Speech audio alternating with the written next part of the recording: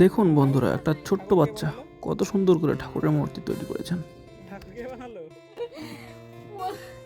ঠাকুরটা তো সেই হয়েছে রে আজকে। চুড়ি নিয়ে হ্যাঁ, এটা কি ঠাকুর বুঝকি?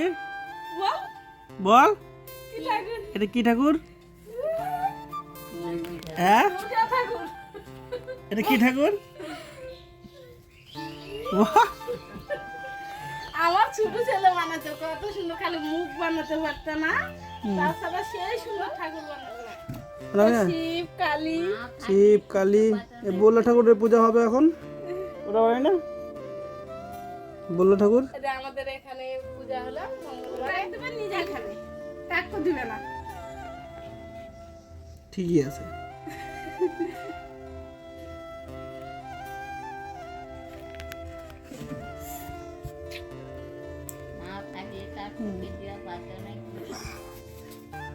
মায়ের কত শখ ছিল, নাচ শিখাবে, গান শিখাবে, সব মাটি। আরো বাকি আছে এর মধ্যে বুঝছো? আর কি কি কি করবি?